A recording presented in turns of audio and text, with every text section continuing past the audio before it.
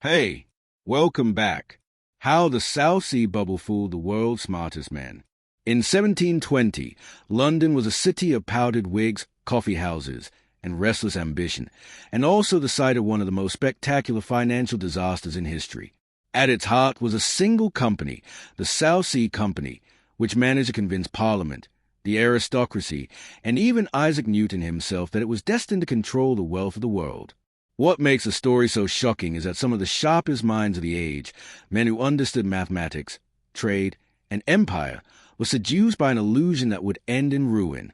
The origins of this madness began a few years earlier. The South Sea Company was created in 1711 as part of a deal between the British government and a group of investors. Britain was drowning in debt from its wars with Spain and France, and this new company promised a clever solution. It would take on a portion of the national debt in exchange for trading rights in South America. The idea glittered with promise.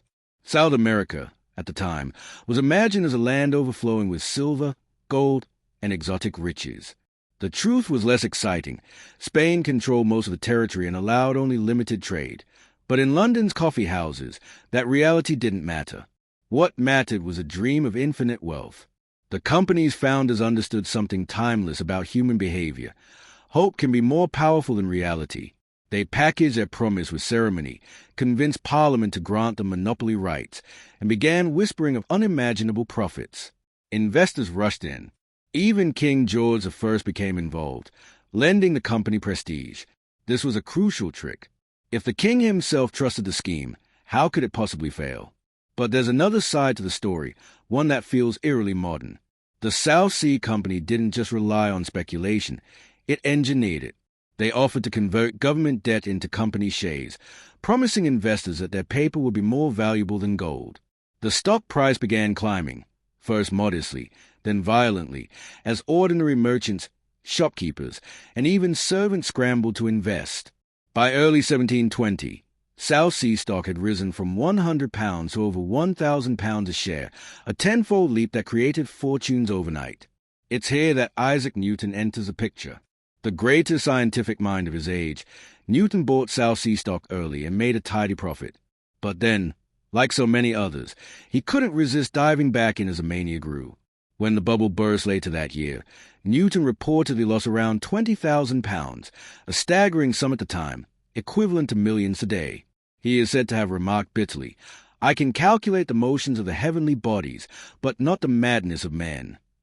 And madness it was. The frenzy spread beyond the South Sea Company. Dozens of wild schemes popped up overnight. Companies that promised everything from perpetual motion machines to plans for draining the Red Sea.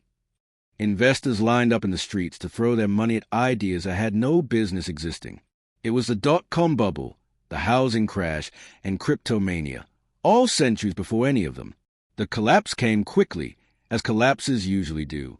By late 1720, whispers spread that the company's profits were nowhere near what had been promised. Stockholders panicked.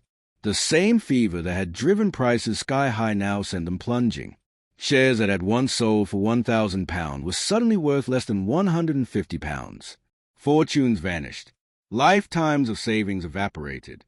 Suicides followed.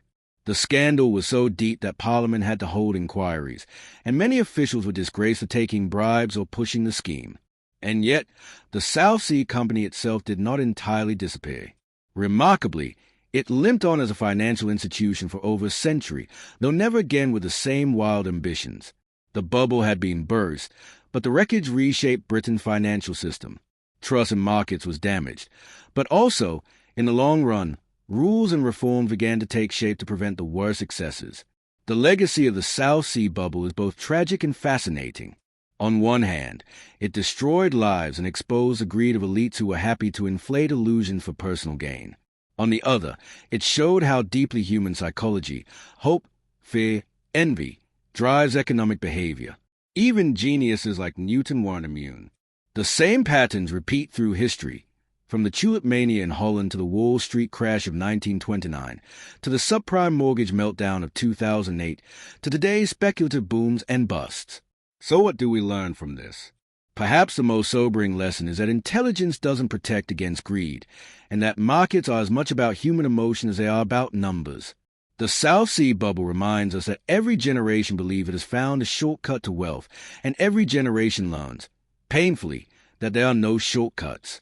In the end, the story of the South Sea Bubble is not just about a company or even a country. It's about us, our hopes, our fears, our inability to resist the promise of something for nothing. And if history is any guide, it's a story that will be told again, under new names, in new markets, with new players, until we learn to resist the madness of men. If you enjoyed this story, leave $8 in the comments.